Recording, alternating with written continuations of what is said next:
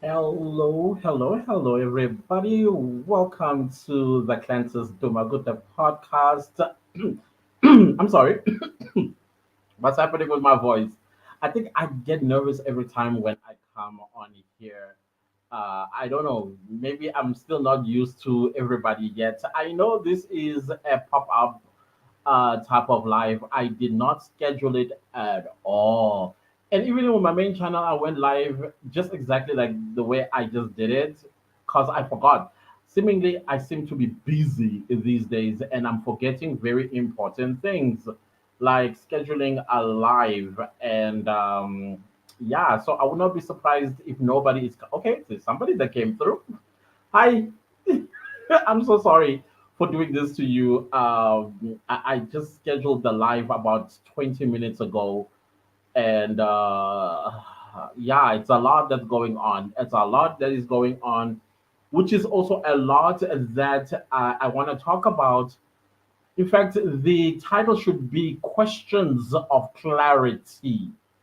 And I have a response because, wow, my DM actually my email being filled with questions of shows, especially the other podcasts that you guys have watched on YouTube, and you wanted to know or at least get some clarity around the issues that you guys watched on other podcasts or YouTube videos that you heard about South Africa. The first one that seems to be an issue. Hey Art, what's up? What's up, bro? Thank you so much for being here. How are you doing, bro? I highly appreciate you being here. So there's so many questions that have been asked of me to clarify these things, and as I respond, I'm not going to respond academically. I'm also not going to take you down South African academic system or education system. I'm not going to take you into a mudslide and wrestle with you about this topic. I am not going to belittle anybody, and I'm also not going to be mentioning names of podcasts and channels. All I'm going to do, I'm going to speak from my observations. I'm also going to speak on my experience, and I'm also going to speak on my South Africanness about these issues that have come up in questions. The first one, and I have covered this before in a podcast video about the differences or the different races South Africa has. South Africa has four races. There would be a fifth one, but I will explain the three major ones, the three, in fact, four major races in South Africa. It's black people, it's white people, it's Indian people, and then the one that caused all of this. I don't know what exactly is going on out there. I've seen this debate. I've stayed out of the debate because it escalated into something that I am not. I'm not the type of person that likes to get himself involved in discourses or conversations or debates where we are not building each other but tearing each other down while the enemy is watching and say, great job, this is our work, guys. You see the results? Rule and divide, make them hate each other even at a global size. At a global size, we're pulling each other's heads and we are on each other's throats about a terminology that is different in how how do I put it? Each country has its own setting, has its own demography, and has its own history. And some of these histories will negatively affect where Black people are, irrespective whether they are in the US or in Canada or in the UK or in Australia, as long as they are not in the African continent. Because even inside the continent, we had to fight, just like how African Americans had to fight in the 60s for civil rights, like how Black British had to fight for whatever they needed to fight in order for them to be seen as equals and also worthy of benefiting from their own hard work with the taxes. And this race, it's a race. not a terminology, it's not a slur, it's not something that is to even scrutinize. This is a whole race of people that somebody decided to create a video and tell that race to go read a book about the terminology. And it turns out at a later stage that this individual does not even come from the United States of America themselves. They come from here in Africa, Congo to be precise. And they have caused a stir, a whirlwind, where now black people, African Americans, and South Africans at each other's throat. And how do you think the enemy is feeling when we are doing that? Clapping hands, yes, this is our work. Great. We make them happy. We make them happy. And we are not realizing these things. And I've said in a video a few days ago in my main channel that in South Africa, I was talking in South African perspective, but now I'm going to talk in a global perspective when it comes to black people. That things that needs to be fixed has nothing to do with tangibility. Not there first. It has to do with this something here. Here, it's screwed up. So screwed up here. If we're not going to fix this, we are not going to fix the black nation. And when I say the black nation, I'm talking the entire race. Whether that race is mixed or it's purely black or it's mixed with Native Americans, whether it's mixed with Mexicans or whether it's mixed with white, it doesn't matter. As long as you identify as a black person, this is the first thing that we need to fix. I'm sorry that I'm talking almost like I'm shouting. It's just that when I explain something like this that is quite upsetting, I have a tendency of also being at that level. I'm not upset. I'm not being emotional either. Please don't come for me and say, stop being emotional. I'm trying to explain something that I have been observing, and I'm like, but how do you erase an entire race and then you tell the same race to go read a book about the terminology that has absolutely nothing to do with them and their history in the Congo? Why did she hijack African American history and the things that African Americans went through, fought for really, really hard, and accomplished in the 1960s? And then you migrate to the US, and then now you make it your own, as if you and your family were the ones that were part and parcel of fighting for the civil rights of African Americans. I did not understand that. And she has never come back and said, okay, African Americans, I am so sorry that I have done what I've done to y'all in your name. This is not my history. This is not something that affects me as a Congolese. That was very, very, very hurtful to watch both sides. There is no side that I'm going to take like, oh, yeah, South Africans are right in the way they. Yes, South Africans, one thing about South Africans they will do, they will initially, initially, they would teach you, like, no, let's correct you here.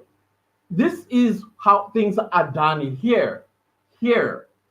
And then you come back and make another video and then you tell the people of that particular terminology to go and read a book, to take some time out. But they are telling you because that is their life. This is who we've been. And then you're telling us to go read a book or we must go and Google something that I thought you should have done first before making such a comment and then causing this stir that is happening amongst black people. And other races are watching this and they are shaking their heads. Yeah, look at them. They're at it again. And then others who are supremacists thinking they're superior, they're clapping hands. It's like, yeah, this is our work. Yeah, yeah, they're shaking hands, watching us at each other's throats. It's sad, to be honest with you. The term colored in South Africa is a race. That's the fourth race in South Africa. In South Africa, when you go to a government office, even when you apply for university, for high school, for primary school, for whatever, identity document, anything that you're going to apply for, you will take one of the boxes. Are you African, meaning black? Are you white? Are you Indian? That means you are a descendant of India and you've been in South Africa for the past 300 years. Or are you colored? And then there's a last box says other. That other is that fifth race, which we have South African Chinese.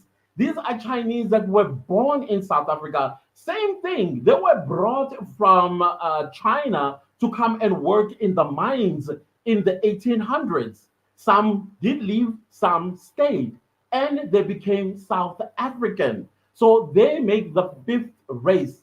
I will repeat the races that we have in South Africa. It is black people, it is white people, it is Indian people, it is colored people, and then there is South African Chinese people. All of these are races that you cannot uproot them and then debate them and say, no, this is wrong. You need to learn about the term, about the American history. You're like, ma'am, wait, we know American history. In high school, we did, I think it was three. It was South African history, it was American history, as well as I think it was East European history. Those are the histories that we learned, including British and Canadian history. We know what happened in the United States. We are aware as South Africans, black South Africans, colored South Africans, white South Africans, Indian South Africans, and Chinese South Africans about the word colored, what it implies in the United States, particularly to black people. But before South Africa was opened to the world, or the world opened itself for South Africa post 1994, this terminology has been, it's been in existence forever. We've always known that these are the peoples of South Africa in our diversity. And so to have somebody that comes and say this and that about, like, we need to, I get it. I get it. It is how also I believe Americans, this is how you are taught. You are taught to, and I love, one of the things that I love about the United States is the pride of America, the pride of Americans. I love that. Patriotism that Americans have, it's none compared to any other part of the world. I wish in fact, South Africans, I would say South Africans and Americans, they have the similar. And when I say Americans, I'm talking both black, white, and all the races in America. You are united in your patriotism for the United States.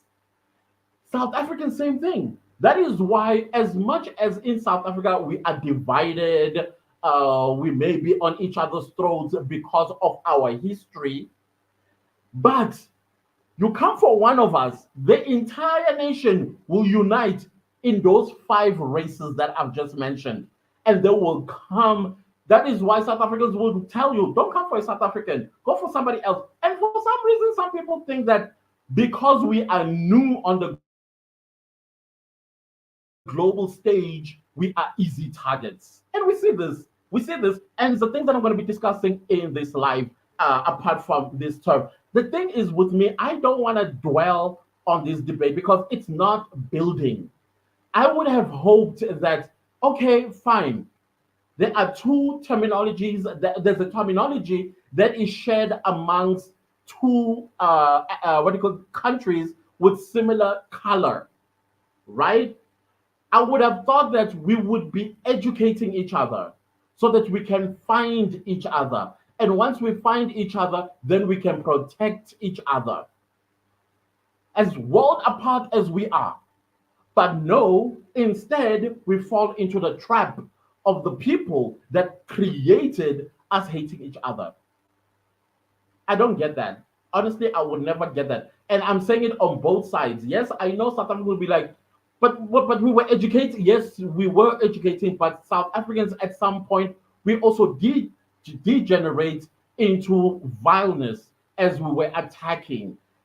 I think we must always take the position to educate each other.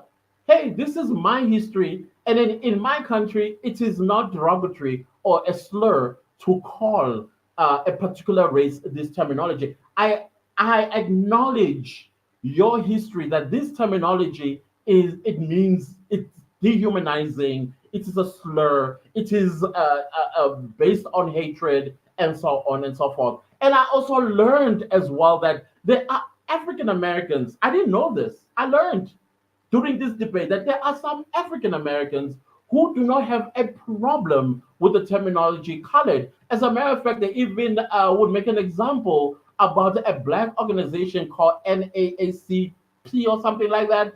And then that C stands for colored people. And then I was like, oh, I didn't know this. You see, we are learning.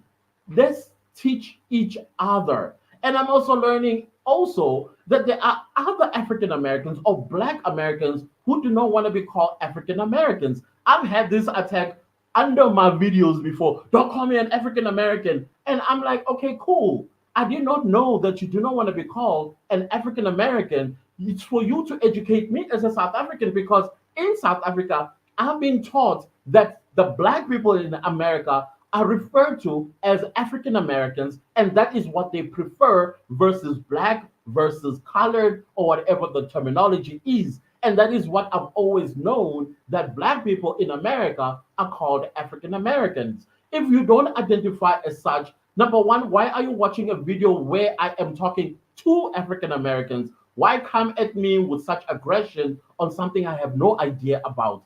Educate me.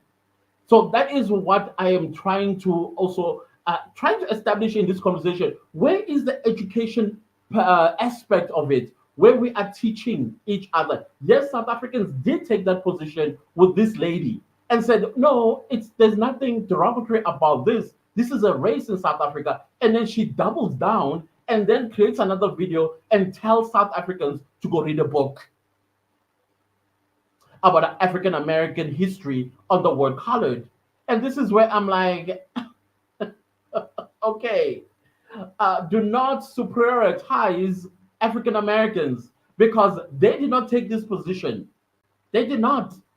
I interact with African Americans all the time. I live with African Americans here in South Africa. I hang out with African Americans here in South Africa, and not once they ever acted superior to any South African. It's all love, it's all respect, and educating each other. We ask, oh, I didn't know this, and then we take the position to educate. And then I learn something, and I will go to it like, hey, Red, guess what? I heard this. Is this true? And then they take the position to educate me, and it adds on to my knowledge. So this is that clarity, if you were looking for it, that I am not going to be part of this debate at all. It is toxic. If anything, let's find each other and then educate each other about this terminology. And it should not be the ground and the foundation that separates even further. We are trying to bridge the gap between Black Americans and Africans.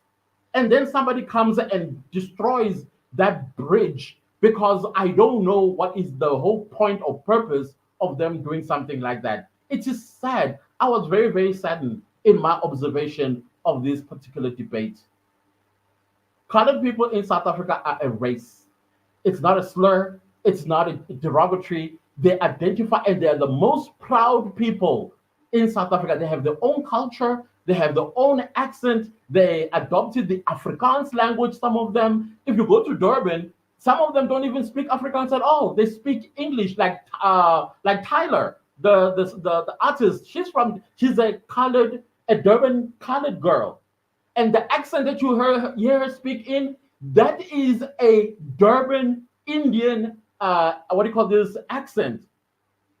That accent you are hearing is a Durban Indian accent, and she's a proud colored girl in our own terminology. They're the most amazing people they are. You will find a lot of them in the Western Cape, where Cape Town is. You will find a lot of them here in Johannesburg, El Dorado Park. You name them, these places. if you ever come to South Africa, you will come across them. And if you look like them, let's say you're a mixed race, you would be seen as a colored person rather than a black person. I understand that in the United States, if you have a drop of black in your blood system, you are classified as black.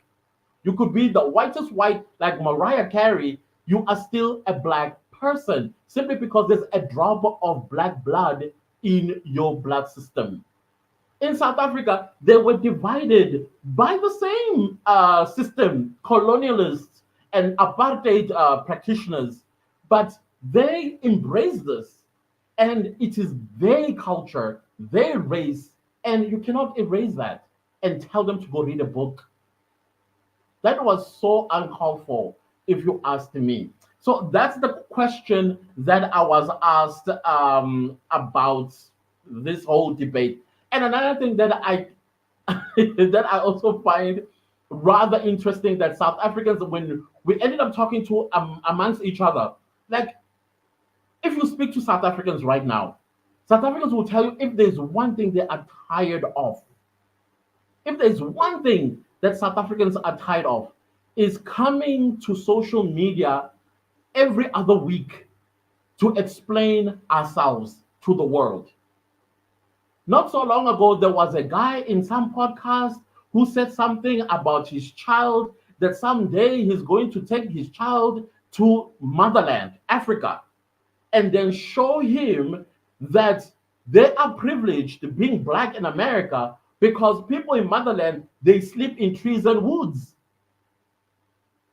And I was like, okay, if you're gonna bring your son to motherland, which airport are you gonna land on? Because everywhere is bushes, trees, and woods.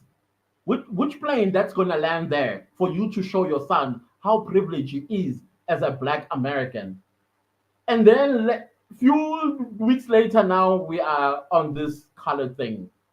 I cannot for I do not know how we can really I get it, not everybody is on the train of bridging the gap between the African diaspora and African people. I understand there are also other dynamics that are taking place where Africans exist, whether in the US or in Canada or in the UK, and then the black people in that country or those countries feel like Africans don't like them, and vice versa. And then there is this rift between African Americans or Canadian Canadians and Africans. There's a lot that needs to be fixed. It starts here. That's my belief. It starts right here. There's no any other race that is on each other's throat because of a terminology or because of a certain trigger. Instead of being triggered, why don't we unite and either we obliterate whatever that button is instead of getting onto each other's throats and then keep pressing. What's going to be left of us? What's going to be left of us is what I want to know. So South Africans commonly they all say, I am so tired of explaining to people about South Africa. And yet there's Google. Before you open your mouth, first go to Google. Check what Google says about that before you create a video. And now a video that's going to cause now this firestorm. It's just so unnecessary, honestly speaking. That's the first thing that I wanted to talk about in the question of clarity. There's four more to go. But before I get to the other ones, let me go to the live chat because I see there's been activity going on. Guys, you have no idea how happy and grateful I am that I just sprung up a live on you, and then here you are. Um, what do you call this? Commenting and watching. Brother Art, thank you so much for being here again. All is well. I pray the same to you. Thank you. Thank you so much, brother. Thank you. Brother Art continues to say, I think the biggest problem is that we put too many labels on people instead of accepting people who they are. That's it. If the, I agree with you. I cannot debate that, add or subtract anything. Absolutely. The Rock says, "What's up, Clantus? What's up to you too? Thank you so much for being here." Argos, as an African American, I totally agree. Thank you for that. I highly appreciate that. And then The Rock says, over here in the YSA, I think you say want to say USA, Tyler should just say she is South African. That's all. But then again, what is wrong of her being proudly, uh, representing her race in the United States? I get what you are saying. I get what you are saying. May, and she would say that because she didn't think that it was going to cause a stir. So I just think that it's good that all of us learn, so that next time when we do meet each other on a global stage, we know how to interact with each other. So I think she said what she said because she represents her people, her race in South Africa. She's a South African, yes, that's very true. But she decided that since there are so many, what do you call this, races inside that diversity, the rainbow nation, she took her own color out of that rainbow and said, I am here as a colored South African artist. That's how she said it, if I heard her. I think we shouldn't be sensitive, especially when it's somebody that is not off. Just like if, uh, how do I put this? I had a thought. I forgot what I wanted to say, but I had a thought. If it comes back, I'll let you know. Art goes, education is the key. The mind is a terrible thing to waste. Absolutely. I absolutely agree with that. What would all says Clancis is calling them to order. Them that project they triggers on us. Tell them we have colored people and they are happy to be just that. They are very happy, very proud people. Very, very proud people, I must say, to be called colored people. The second thing is the question I keep getting. Apparently, you guys, this week, or was it last week? I can't remember. A certain podcast in Africa said something about Nigerians leaving South Africa. And the reason they are leaving South Africa, I don't know what the facts are because I have not watched the podcast. And the reason why I did not watch the podcast, because from what I was hearing, even from South Africans who watched it, it was one-sided. There was no South African that was represented to defend South Africa. You had four people or five people that were speaking for South Africa. And it was not in a positive light whatsoever. Again, I think this is another topic that I think South Africans are exhausted in explaining themselves about, the question of xenophobia. I think I've also covered this one, and I don't mind covering it again. When South Africa opened in 1994 to the world, or the world opened itself for South Africa, South Africa and South Africans felt, hey, there is a world out there that we had no idea existed. And there are different people that look like us, that live on the same continent as us. It would be nice to have them with us as well. We opened our borders with wide open arms. They came. And when they came, we built what you would call a relationship. South Africa is the only African country on the continent that does not have refugee camp. If you get a refugee status in South Africa, you are integrated into the South African communities. Wherever you are in Africa, I mean in South Africa, whether you are in the Eastern Cape or in the Western Cape or in KwaZulu Natal or in Gauteng or Limpopo, you will live amongst South Africans. We don't take you and build you a campsite or houses that is for you only. You can be my neighbor. And we were happy with that. Out of the blue, just like alcohol, when it's consumed, it turns on you. We find ourselves now going, but neighbor, Why are you killing my children? Neighbor, why did you take my 9-year old and fed her drugs and then sold her to older men so that you can make money? My neighbor, why are you manufacturing this thing that seemingly is killing the future of South Africa? The moment we start asking those questions, we got accused of xenophobia. Xenophobia, these xenophobic attacks were not happening. And I don't condone any type of violence anywhere. I don't care what the explanation is or the justification is. I don't care. Violence never solves anything, it only makes things worse.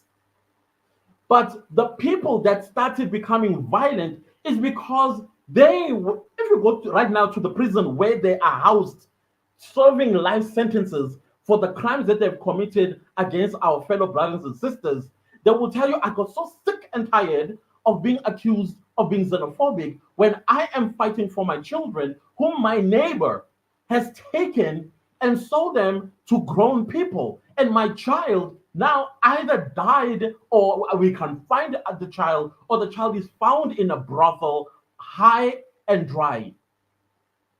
I got sick of that. And then this is what and when we go to the police are in a relationship with these people. And a South African, when you go, and even to this very day, South African police hates it when a South African walks into the police station to lay a charge of drug possession of your neighbor. They hate that. Instead, they will smear you, the complainant, with a case of a crime you did not commit. Why? Because are in the pockets of that particular drug pusher, dealer, manufacturer. They don't like it at all. And so South Africans are like, no, man, no, we are sleeping with the enemy of us. And South Africans, right now, we are going to national elections in 2024.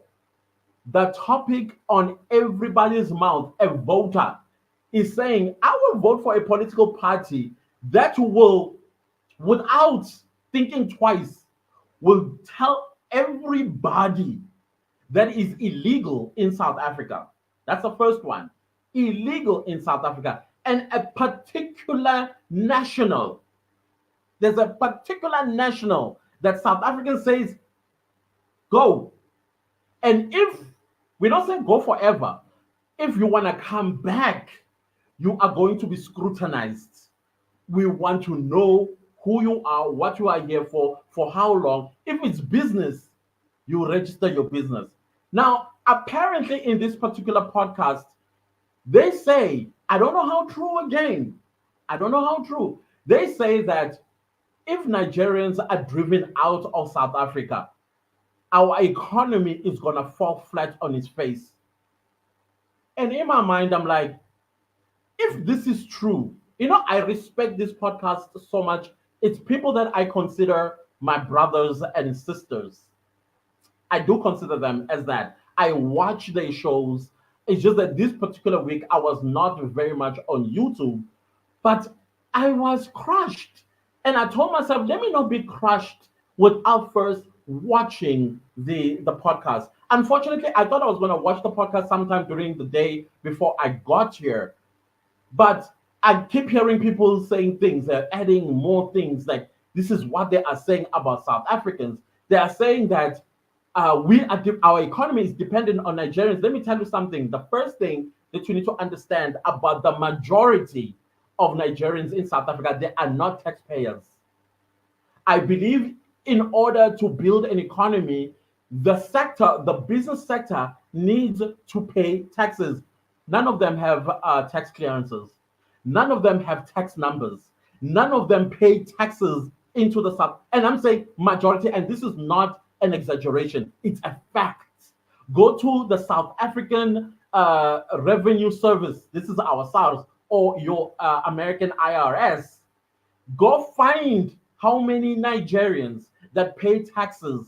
Go find how many Somalians pay taxes. Go find how many Pakistanis pay taxes. Go find at least some Zimbabweans, I'll say, they are paying taxes because they are employed. And we're going to get to the Zimbabweans that are employed because there's another association that was made in this podcast about South Africans.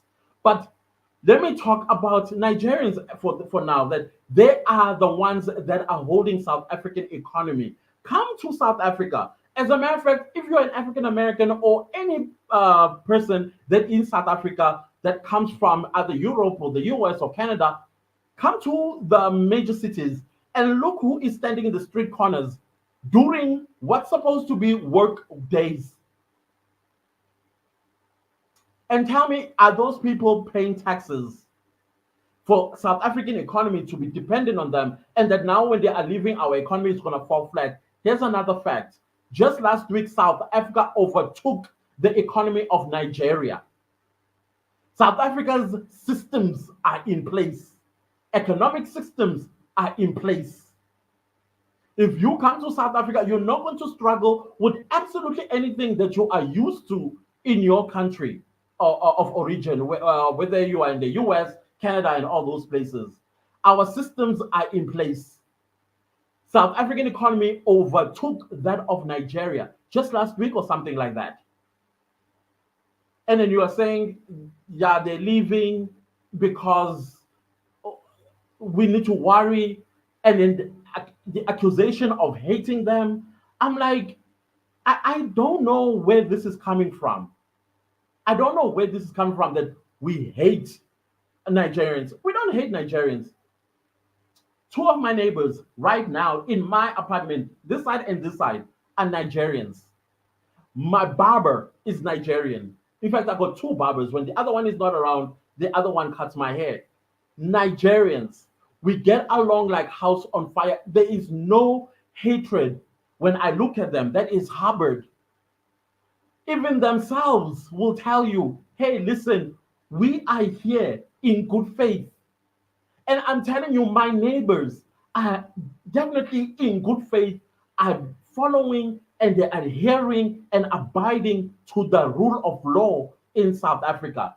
It's just that there's unfortunately the bad apples. And for some reason, the majority of bad apples managed to come to South Africa. And now they have destroyed any little reputation Nigeria may have had, any good reputation. I believe that the Nigerian passport is the most difficult passport, not only in South Africa, but globally. And you must ask yourself, why is it easy for the world to accuse South Africa of hating Nigerians, and then all the other countries that say no Nigerian here, they are not accused of hating Nigerians? And what is it about Nigerians that nobody likes everywhere else that South Africa should accept? I don't get that debate.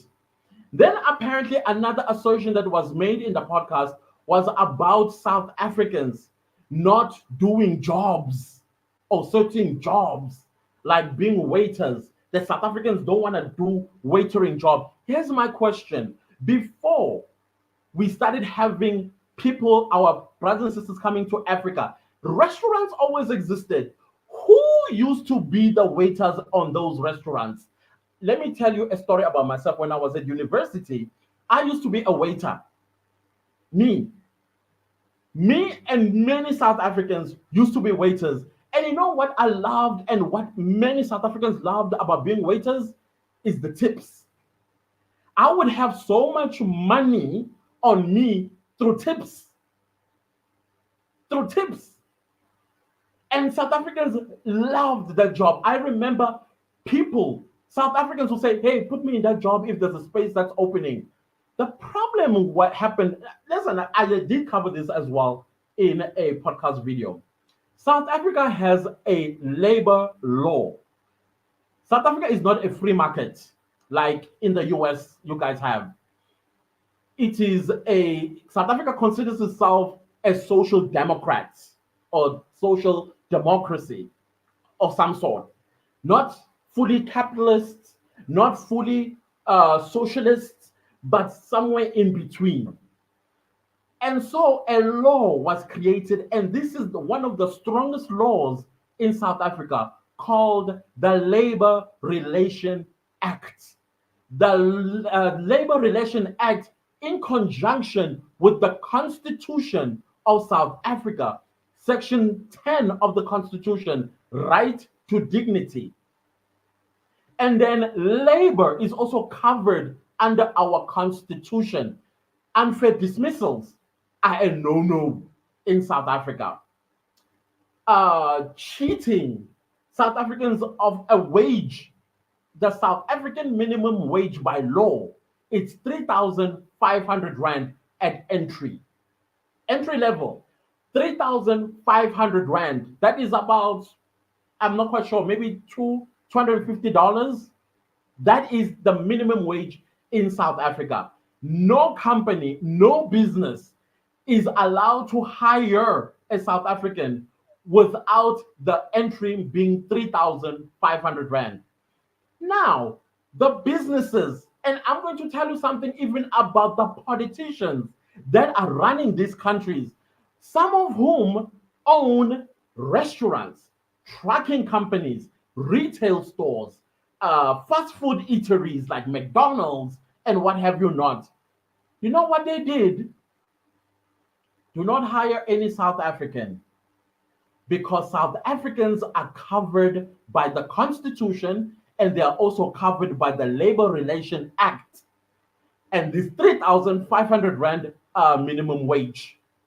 So to cut that, hire somebody from outside of South Africa and you tell them that the opening salary or the starting salary, it is 1,000 Rand. 2,500 Rand, it goes to the pocket of the employer. But what did they do?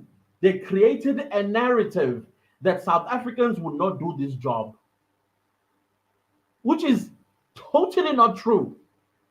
Totally not true. A South African right now, if you came to South Africa, they'll tell you any job you can give me, I will do it.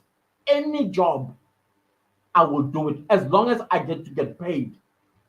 But apparently, this podcast said these jobs, South Africans do them in Dubai. And I'm like, there are South Africans in Dubai doing waitering jobs? Please, here's my challenge if you live in Dubai or you are going to travel to Dubai. Dubai is not that big. Please find me South Africans that are waiters in all of these hotels, restaurants, and please come back and say, Clantis, I found so many South Africans that are waiters. I'm not talking about being chef, because chef is a career. You go to school for that stuff. I'm not talking about chef. I'm talking about being waiters. Please, I am opening myself up to you to come back and say, Clantis, you are discredited. We did find South Africans in Dubai that are waiters, because in South Africa, we will not do that job. It's a narrative that was created to the world about South Africans being lazy or not wanting to do certain jobs that other fellow African brothers and sisters are willing to do from out there. And let me tell you about the job of security in South Africa. Ask any South African who will tell you the security job belonged to one tribe. If you were that tribe, the white people will hire you to be the security. You can comment down below. I'm not going to say it. If you're South African and you're watching, tell me that tribe that will be hired for a security job. Please, if you're a South African, put it here in the comment section. There's a certain job that was meant for a particular tribe simply because of the way they think, simply because of the way they do this job, simply because of the way I see one already. I see one.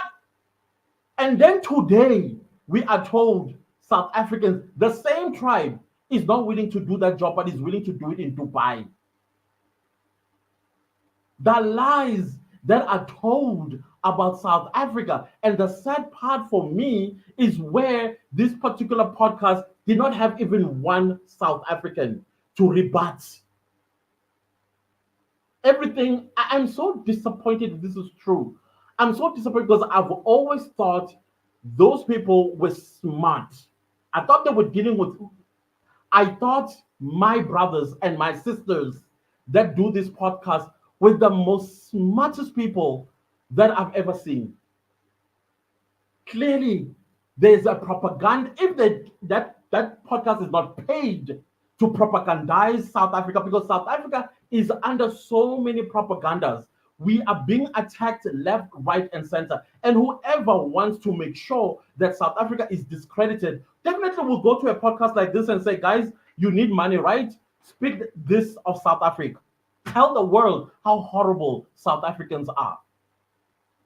I'm not saying it's true, but it's giving that there is a force that has come and given you money and said, speak this way of these people. I understand where the propaganda is coming from. South Africa is one of the co-founders of BRICS, or joined BRICS at the early stage of this economic bloc. And so, in order to dismantle BRICS, is to start with South Africa. Propagandize South Africa, smear it with all kinds of dark paints and colors, and make sure that they are discredited on the global stage. Because you cannot have a podcast and you do not have a balanced debate. Four people or five people sitting and saying things they have absolutely no idea about. Absolutely no idea about. And then we're going to be told, no, go read a book. So this xenophobia thing, it's a tool that was created to shut South Africans up. Let those people that are doing bad and evil in our country continue doing it peacefully. You talk, you get accused. South Africans are tired. That is another thing that we are tired of. Yeah, the security job. There are two people who already commented. I did not say anything because that job was for those particular Zulu people. The reason why Zulu people were always given security jobs is because Zulus are stubborn. And secondly, a Zulu does not think once or twice in using. Yeah, security jobs belonged, it not it belonged, it was known. If you had a company or a building that you wanted to be secured, you hired no one else but a Zulu person. But today they're saying Zulu person people are lazy, they don't want to be securities. That is why they're bringing in these people. Why? Because they want to cheat. They are not protected by the Labor Relation Act. They may be protected by the Constitution, but the moment they say something, they get fired. It's very difficult to fire a South African. There are processes to fire a South African from their job. It's not instantaneous. Your boss doesn't walk up to you with a letter or tell you to pack up your desk, you're fired. There are processes. It starts with a warning, it's verbal. If you repeat the offense, it is written. And if you repeat the offense, this is when you get charged. You get suspended, then you get charged, and then you go to a disciplinary commission. That disciplinary commission will take all the facts that are produced by the company, and you can be represented by a lawyer. And then they will deliberate, they'll have like a trial, like to find the truth. If this person did indeed commit gross misconduct, so much so that it calls for dismissal. But for other people, our fellow brothers and sisters from other countries, it's easy to tell them, pack up and leave the moment they complain. So the narrative they created is so that the world does not look at the restaurants. Yes, the restaurants that you visit when you come to South Africa. You will not find a South African a waiter there. And then I don't have a problem, by the way. I don't have a problem with my brothers and sisters from other African countries being waiters in our restaurants. The problem I'm having is with the employer who propagandize South Africans and say we are lazy. We don't want to do these jobs simply because they want to soothe their conscience.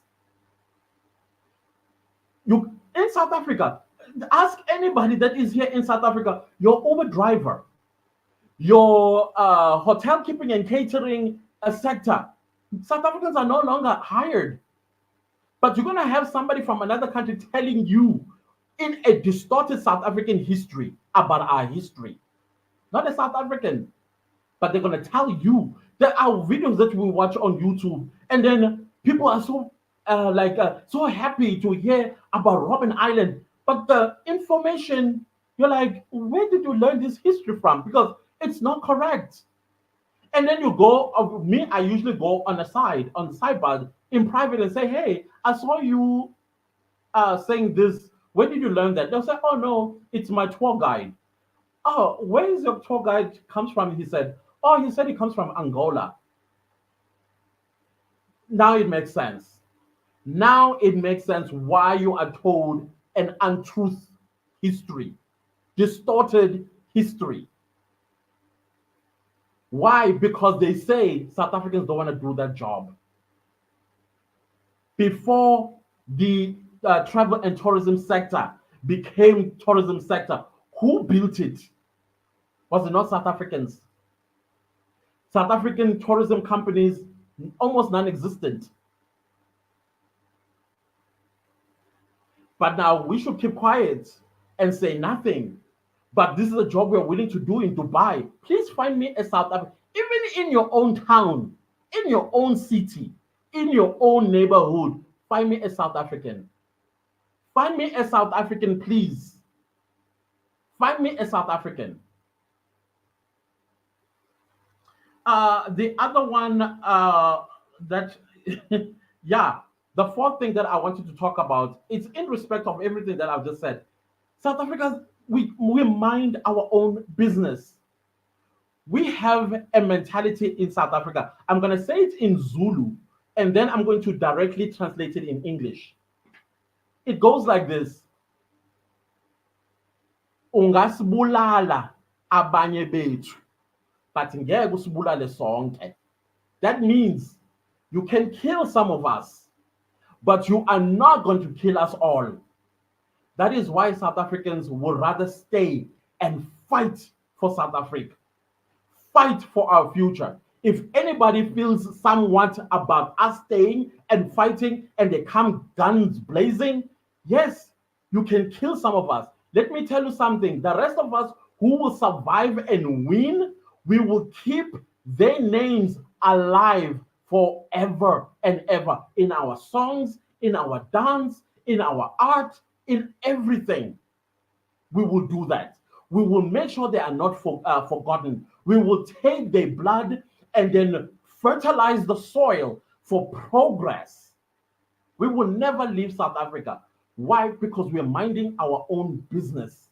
We are quiet. We bother no country. We don't go to Or Tambo or any international airport in South Africa and come back and tell me how many South Africans with bags and bags in long queues into aeroplanes immigrating to other countries. If a South African is traveling, is either is going to wherever for a job coming back, either a meeting and coming back, or for school and coming back. We don't bother anybody. But I don't understand why some people find it easy or they think we are easy targets. I am so sorry to tell you, we are not. We are not easy targets. We've built this country. Some of the people that I hear in the comments have been to South Africa, and you've seen what we have done post 1994. We are trying the best that we can with the little that we have. But today we are accused that if Nigerians leave, who are we going to blame? Who are we blaming? For what? What contribution are they contributing in the progress of South Africa? Except for leeching. They do not pay taxes. I have African American friends that open businesses and they have, excuse me, they have tax numbers, meaning that their businesses are paying taxes.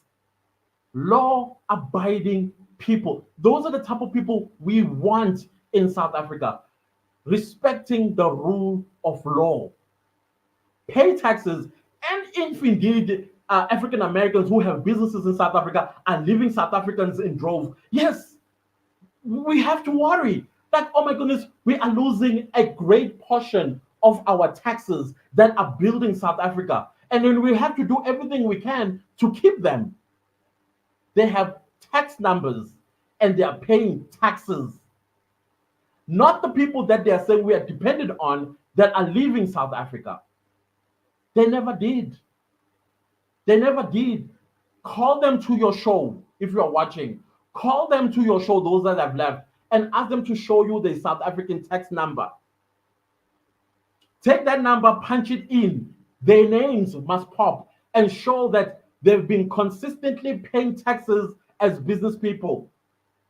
The ones that are paying taxes are the ones that got jobs in South Africa. Because you cannot work in South Africa without a tax number. You can't. In a formal sector, whether it's private or public, you cannot without a tax number. So if there's a Nigerian that is working in a private or public sector in South Africa, they have a tax number and they are paying taxes every single month. No, we are not worried. If they want to go, cool. We're not going to stop them. How did they get it to begin with? So I don't get this. Honestly speaking, I don't get it. We mind our own business. I challenge you again. Go into your communities, go into your towns, go to your neighborhood, go to your job places, go to restaurants, wherever you hang out. Find me a South African and come back and tell me how many South Africans did you come across versus other Africans. We mind our own business. What else that I wanted to say? The fifth one, rand manipulation. I was asked about the rand manipulation. There's a big story about rand manipulation that has been going on since 1997. Again, these are symptoms that show that South Africa has always been under attack. They manipulate the rand and making it difficult for South Africans.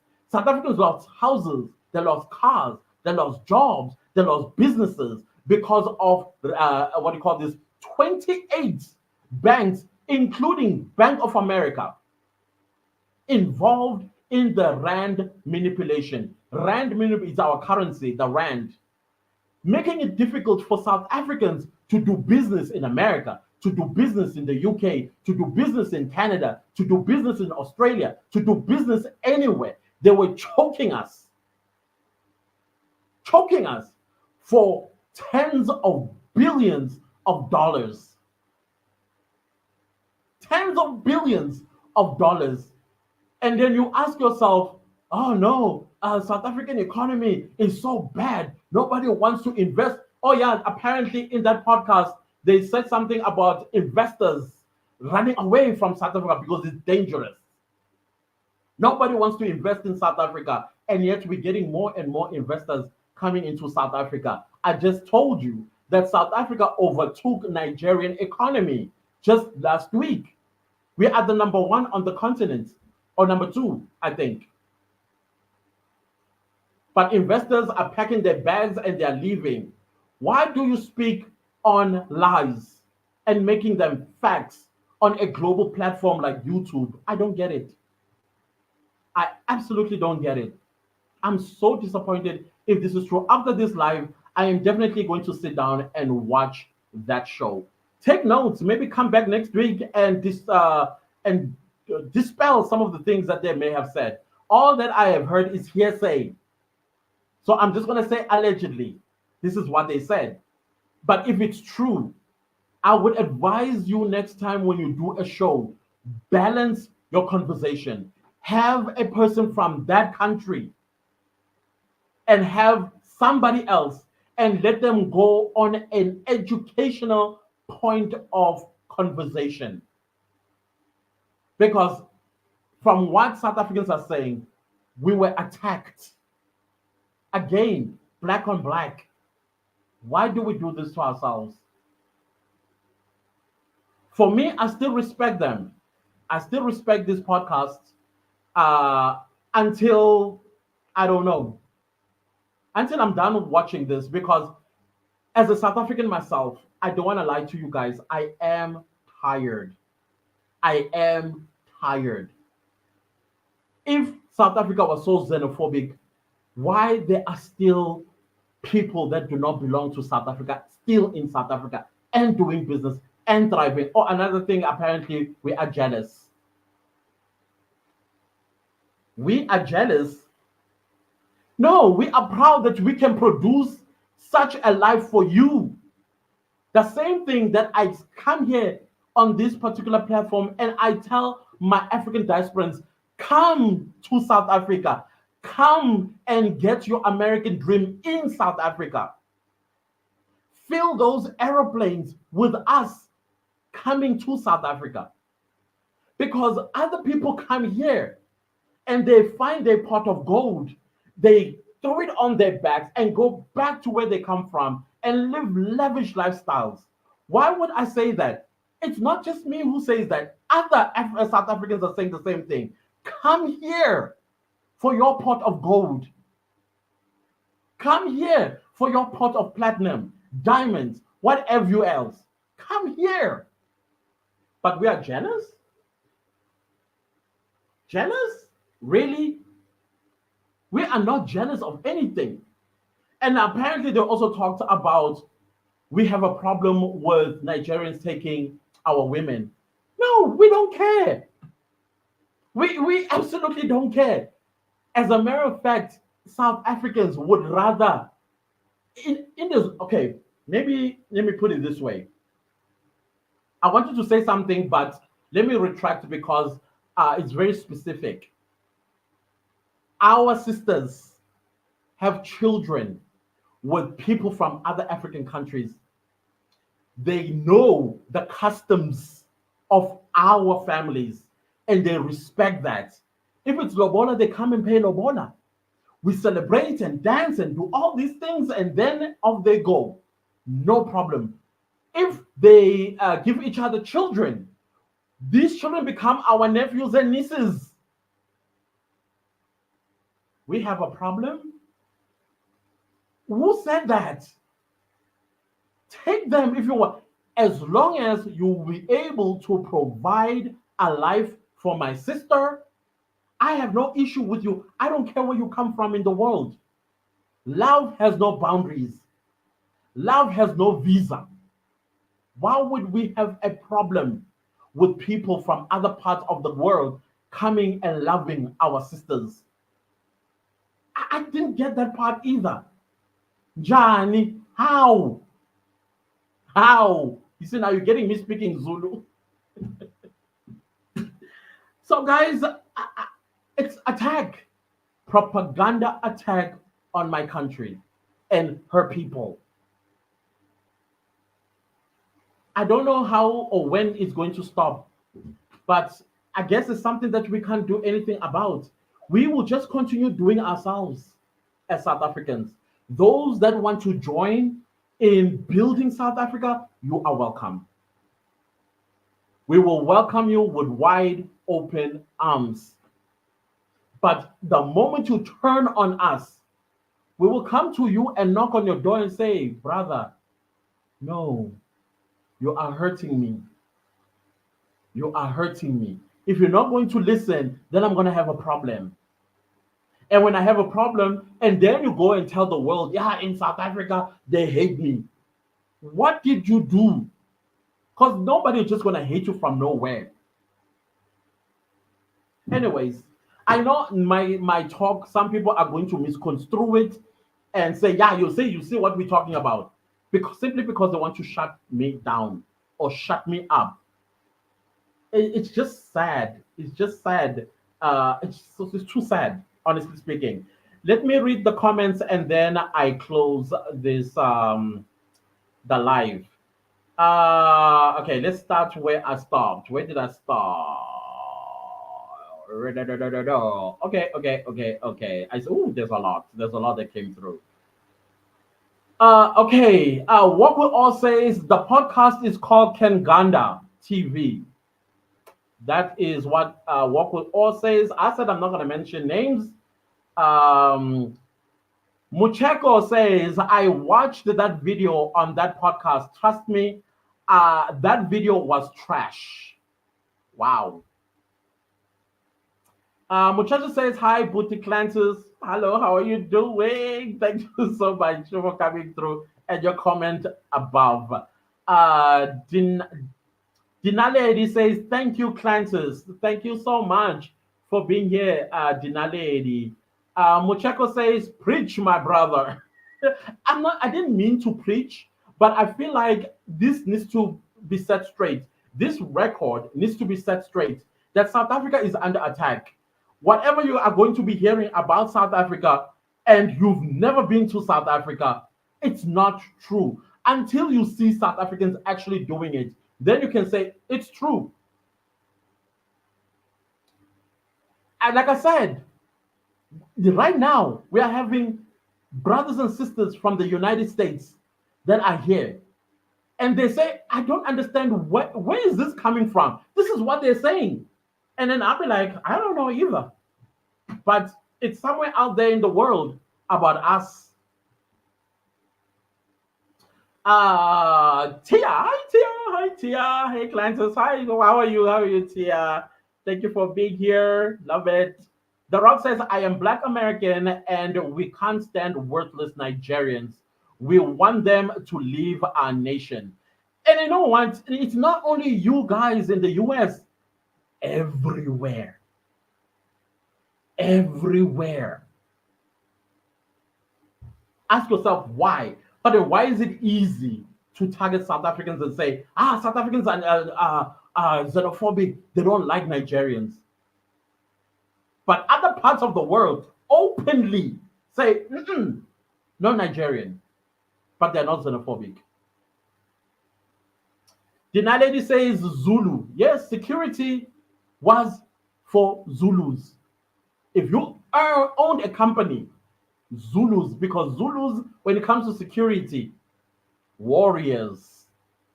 But today, they are saying Zulu people will not do this job. So it's best to give it to. Why? Because they don't want to pay the 3,500 Rand minimum wage. It's easier to cut off 2,500, put it in the business pocket, and give the security 1,000 because they can't complain. You come from another country, you're not protected by the Labor Relation Act. South Africans are. Janality says Munching Alan was the name. Yeah, that's what they were called, Munching Alan, meaning march in the line. You know, securities, they march in the line. Yeah, that's exactly. Mucheko says Zulu. Yes, I didn't say because we all knew as South Africans who did this particular job. This particular job belongs to who? Same goes with restaurants and waitering. It was mostly done by university students and high school students. Waitering jobs. South African students. That's how South African students used to make. Today, you go to any university, South African students are poor. They go to bed hungry because when they go to restaurants looking for jobs, they are told there are no jobs.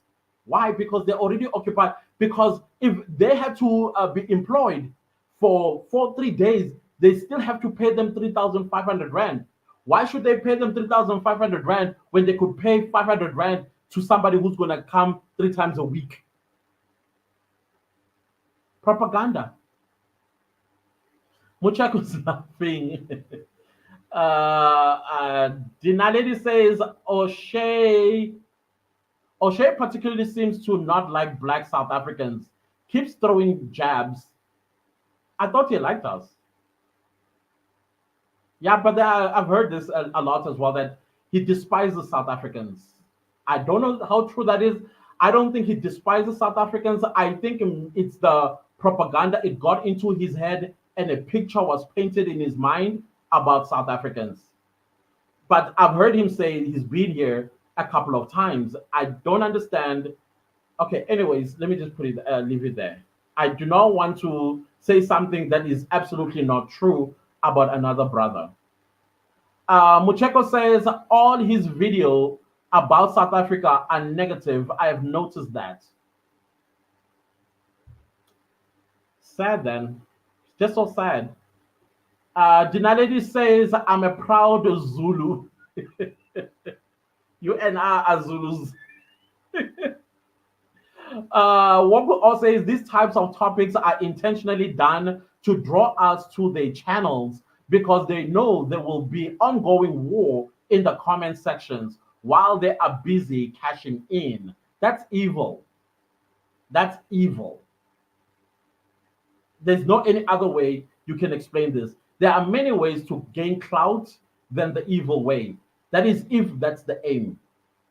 That's evil. Period. Mucheko says some farms in Pal hire illegal immigrants and month end when they're supposed to pay them, they call migration on them. So you see things like that.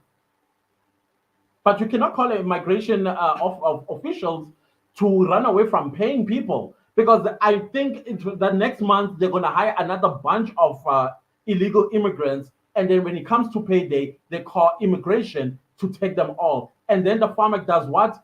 Continues to make profit, and then they say South Africans don't want to do that job; they would rather do it in Dubai.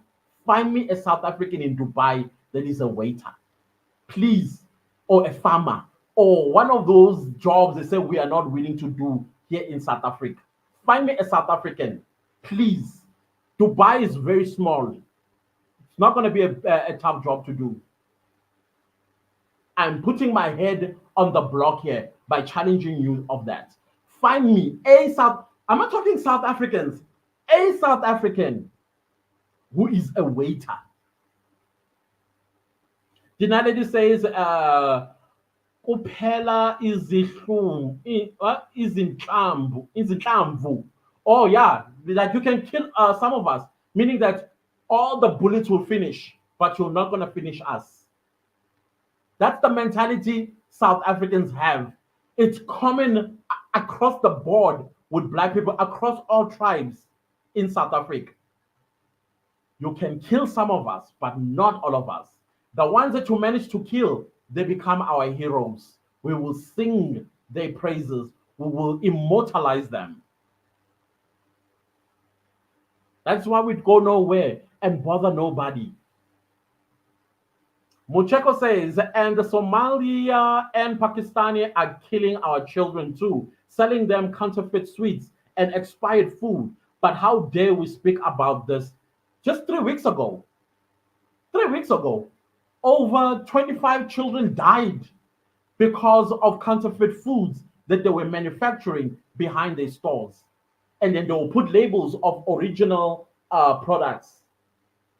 And then we need to keep quiet, say nothing. The lady says South Africans only venture out if headhunted for critical skill jobs. That's true. I've been headhunted several times in Canada, in the UK, as well as the US. But I would rather stay home right here, build my own economy. Mucheko says that video was pure trash from end to finish. I'm very saddened. After here, I'm going to watch it. After here, I'm just going to sit and watch it. The Rock says, Clantis, when I get there, we have to hook up. Please, please, let's hook up. I enjoy meeting you guys so much. You have no idea. I love it. I love it. Son of Al Kabulan. Akubulan. I know it means Africa or son of Africa or something. Because Africa used to be called this before it was Africa. What's up, Boutique Clanters? What's up, sir? I can't wait for you to get here next week. Hanging out. Yes, there's another brother who's coming down and we'll be hanging out soon. I cannot wait for that. Guys, I think this is it. I think it turned out to be a rant. It was not an intention for me to rant. My intention was to answer and clarify some of the things that we get accused of, the propaganda against us, and us always having to come to the internet and explain ourselves. We're busy minding our own business, living our lives, and building South Africa. On the other side of the world, somebody's making a video about us. Unprovoked. What have we done? What have we done to the podcasts? I would be very interested to hear your answer if indeed you have a problem with South Africans. What have we done to you? What have we done to you? I'm not saying don't talk about South Africa. I'm not shutting y'all down. But if you are going to talk about South Africa, the best thing that you can do is call a South African on your show. Have a conversation. It cannot be one sided because right now people are accusing you of hating. And probably you don't even have an ounce of hatred in your heart for South Africans. Get your facts straight before you come on a global platform like this and say untruths about South Africa. Go to Dubai, find me a South African that's not willing to do these jobs. Tell them or ask them why in South Africa you're not doing this. Let's hear what the answer will be. Guys, thank you so much for being here. Thank you. I did not think I would have so many people watching the live. I appreciate you so, so very much. I'll see you next time, guys, with a new live sometime during the course of the week. About to close for December. Already, we are all in December mode. My brain is already shut when it comes to work. I don't want to work. I want to be home. I want to, do December things. But we all have to work until the 14th of December. I close on the 14th of December all the way till the 12th of January or something like that. So I cannot wait for this break. I need it. I absolutely need it. Guys, bye very much.